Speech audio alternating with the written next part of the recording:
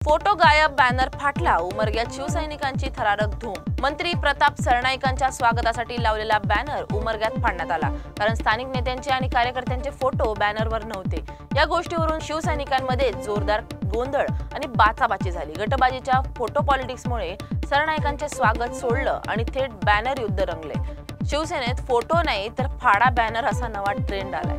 लोकसभाची offer आली पण मी विचार विकत नाही, अंबादास दानवे। विधान परिषदेचे विरोधी पक्षनेते अंबादास दानवे यांनी खुलासा केला की लोकसभा 2024 साठी भाजप आणि शिंदे गटांकडून त्यांना उमेदवारीची ऑफर मिळाली होती, मात्र त्यांनी ती ठामपणे नाकारली। पद येतात जातात, पण बाळासाहेबांचा विचार सोडणार नाही असं स्पष्ट करत त्यांनी शिवसेना एकत्र यावी अशी इच्छाही व्यक्त केली।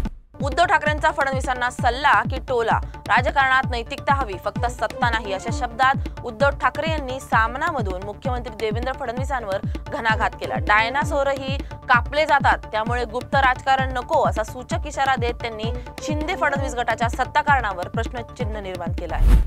दोन्ही पवार गटांची पाळी मोड। उपमुख्यमंत्री अजित पवारांनी आपल्या गटाच्या आमदारांची एक गुप्त बैठक घेत स्थानिक स्वराज्य संस्थांच्या निवडणुकांसाठी पुढील दिशा ठरवण्याचा प्रयत्न केला। विशेष म्हणजे या बैठकीत शरद पवारांबरोबर गेल्यास काय होईल यावर सविस्तर चर्चा झाली। काही आमदारांनी सांगितले की दोन्ही गट एकत्र आले तर ग्रामीण भागात फायदा होईल, कारण स्वतंत्र लढाईनं कार्यकर्ते विभागले गेले आहेत। मात्र या चर्चांवर राष्ट्रवादीचे प्रवक्ते अमोल मिटकरी यांनी पाणी फिरलं। अशी कोणतीही बैठक झाली नाही असा निर्वाळा दिला।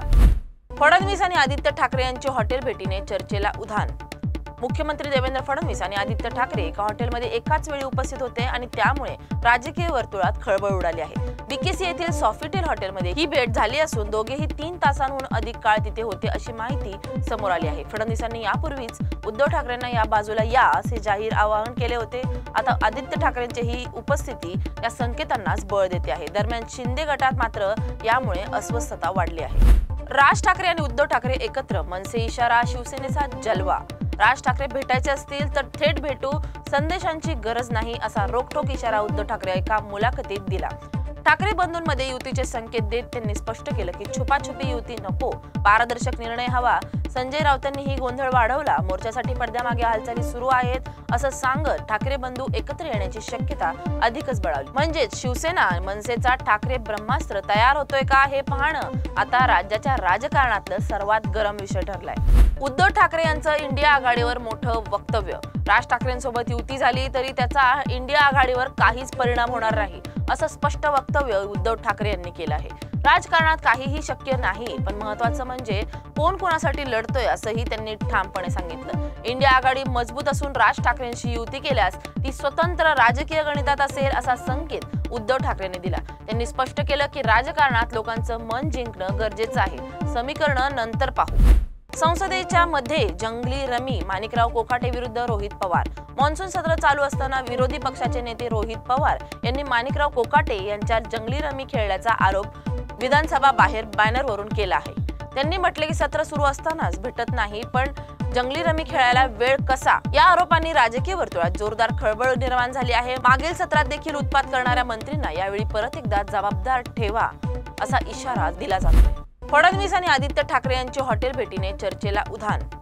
मुख्यमंत्री देवेंद्र फडणवीस आणि आदित्य ठाकरे एका हॉटेलमध्ये एकाच वेळी उपस्थित होते आणि त्यामुळे राजकीय वर्तुळात खळबळ उडाली आहे। बीकेसी येथील सॉफिटेल हॉटेलमध्ये ही भेट झाली असून दोघेही 3 तासांहून अधिक काळ तिथे होते अशी माहिती समोर आली आहे। फडणवीसांनी यापूर्वीच उद्धव ठाकरेंना या बाजूला या असे जाहीर आवाहन केले होते।